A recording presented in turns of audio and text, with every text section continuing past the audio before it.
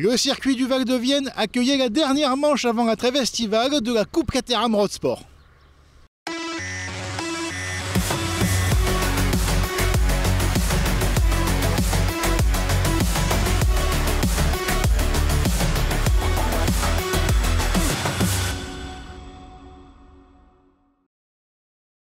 C'est sur les terres du pilote d'IndyCar et vainqueur des 500 miles d'Indianapolis en 2019, Simon Pagenaud, que la Coupe Caterham s'est donné rendez-vous pour la troisième manche de la saison, la dernière avant 2 mois de relâche.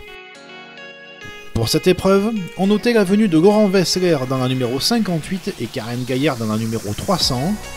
L'actuel chef mécanicien de l'équipe Palmyre et excellent pilote est accompagné de la jeune et talentueuse Suissesse, pour essayer de contrer les plans du leader du championnat Noé Dacunia, mais surtout aider Romain Argout et Benoît Farine en piste.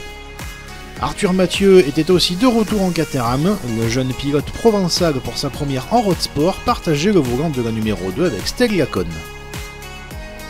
La première séance de qualification voyait de nombreux chronos être annulés pour des franchissements de limites de piste. Cela profitait à Laurent Wessler, il signait le meilleur temps devant Dacunia.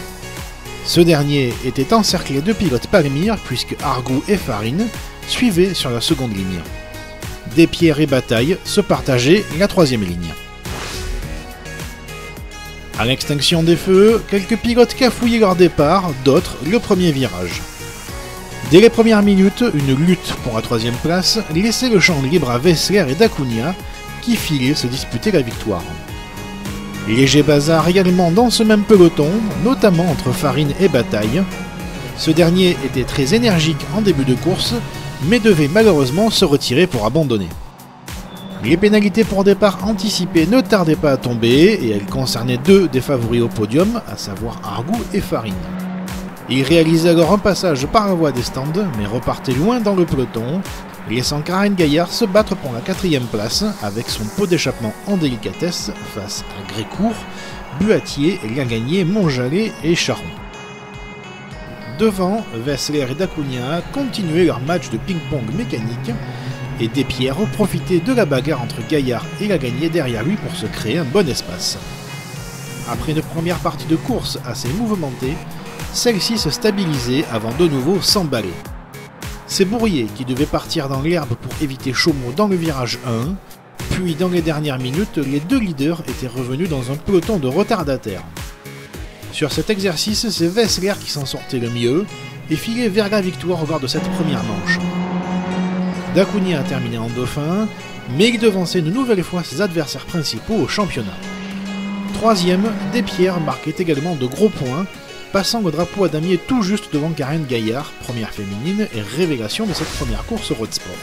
Stéphane Lagagné achevait la course en 5e place, devant Grécourt, Buatier, Montjallet, premier indépendant, Brice Marette et Romain Argout qui sauvaient un peu les meubles.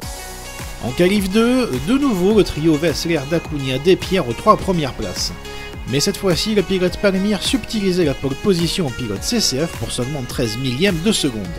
4e, Benoît Farine, devancé Karen Gaillard et Stéphane Lagagné. A l'instar de la course 2 des académies, la pluie s'était également invitée au départ de la 2e manche des road sport, forçant la direction de course à faire partir les pilotes derrière la voiture de sécurité. Après 2 tours de chauffe et d'observation, les pilotes étaient libérés sur une piste détrempée avec un départ lancé. Les premiers coups de théâtre, Wessler loupait son point de freinage et partait au loin dans le bac à gravier au premier virage, frôlant le mur de pneus, mais pouvait reprendre la piste très loin au classement. Dans l'enchaînement juste après, une confusion entre Bataille, Despierre et Gaillard semait la panique dans le peloton. Le pilote MX Team partait en toupie alors que Bataille emmenait Gaillard dans le bac à gravier, puis c'est au tour de Pietri de partir en tête à queue dans la même zone. Dans le même tour, au niveau du freinage du virage des buissons, c'est Maloiselle et Godard qui partaient en tête à queue. Un début de course complètement fou. Heureusement pour les pilotes et pour le sport, aucun dégât pour eux et les autres camarades de jeu, et tout le monde pouvait continuer. Mais la sortie quelques instants plus tard de Pete Mitchell au virage 3 déclenchait le retour de la voiture de sécurité, le temps de dégager le pilote Palmyre coincé dans le bac à gravier. Dans le tour de relance, Wessler, remonté aux portes du top 10, devait subir une pénalité. Et le talentueux chef mécano de son équipe a connu de meilleurs dimanches. Devant, Argout, Dacunia, Mathieu et Charron creusaient un léger écart sur le reste du peloton emmené par Benoît Farine. La fin de course arrivait très rapidement dans cette manche passionnante et voyait Farine sortir du chapeau pour venir ferrailler pour la 3e place, alors qu'Argout et Dacunia s'échappaient loin devant se disputer la victoire. On allait assister à un dernier tour animé. Pour la victoire, Argout profitait d'une relance difficile du pilote CCF pour prendre la tête et ne plus la quitter, gagnant ainsi sa première victoire cette saison et réalisant le doublé pour l'équipe Palmyre. Pour la dernière marche du podium, c'est Farine qui a remporté cette bataille en résistant à Mathieu, Despierres et Charron, ces derniers partant à la faute dans le virage du buisson. 4e, Mathieu réalisait une belle performance. Le pilote en Porsche Carrera Cup France pour sa première en road sport et sa première sur le tracé du Vigan, et dans des conditions difficiles s'en sortait avec les félicitations du jury. Charron terminait 5e après avoir ravi le public par un pilotage spectaculaire. 6e, Thomas Monjalet, premier indépendant et très régulier tout le week-end, terminé devant un excellent Luc Bousquet pour sa première course de la saison. Xavier Baudard, Stéphane Lagagné et Jean-Laurent Paris se complétaient le top 10. Chez les filles, Héloïse Godard s'offrait une victoire comme cadeau d'anniversaire devant une vaillante Evelyne Buatier. Au classement du championnat, Dacunia conserve une avance confortable devant Argout qui prend la 2e place à la gagner pour seulement 10 petits points. Avec sa belle performance en course 1, Karen Gaillard prend les commandes du classement féminin.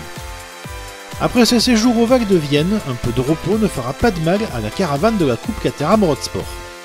Rendez-vous à Nogaro les 8, 9 et 10 septembre pour le début de la 2e partie de saison. Pensez à vous abonner à notre chaîne YouTube pour suivre les courses de la Coupe Caterham, de vous abonner à nos réseaux sociaux Facebook et Instagram et de nous suivre sur www.caterham.fr pour ne rien manquer de l'actualité Caterham. Bonnes vacances et salut à tous.